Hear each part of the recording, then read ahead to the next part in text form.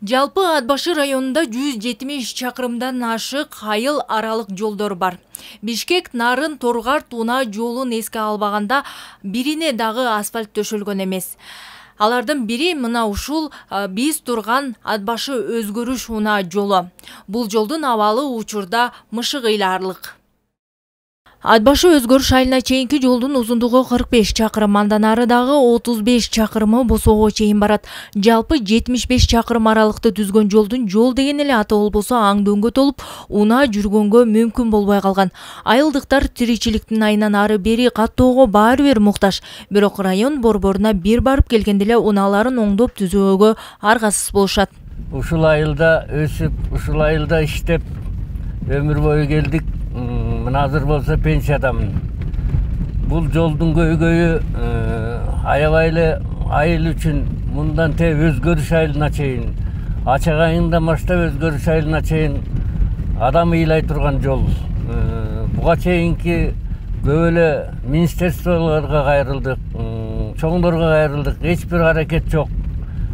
Ушул жерде машинени айдап жүрүп, айына эмес кээде дем алышта базарга келебиз. Ушу базарга жетип, кайра үйгө жетиш өзүнчө эле бир кыяматта. Ушул жолду тейлеген Ат Башы районундагы номер 20 жол тейлөө мекемесинин карамагында жалпы 452 чакырым жол бар. Анын 18 чакырымы гана асфальттанган. Калганы шагыл жол болгондуктан жолдун шагылы түгөнүп, кырууга да мүмкүн болбой калган дейт мекеме жетекчиси. Жолдун бетинде шагылы жок калып, азыркы учурда грейдер менен кырган учурда эле кайра эле 1 жумадан кийин бузулуу учурунда туруп атат. Биз болсо бизге планга каралган ай сайын бир кырып туруу боюнча. Ай сайын бир кээде кыра албай калган учурларыбыз болуп калып атат. Техникабыз эскилигинен улам бузулуп, улам оңдоп античе убакыттан кичине уттуруп атабыз.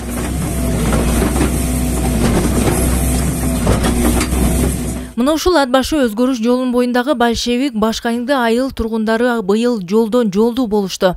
Кудай жалгап, Ат Башыдан бул 2 айылга чейинки жол асфальттана башталган. Быйыл планга 8 километр кирди. Жалпы сметалык суммасы $600,000 болот бүгүнкү күндө АКШ доллары. Буюрса кийинки жылга дагы 10 километр кирет деген жакшы жаңылыктар бар.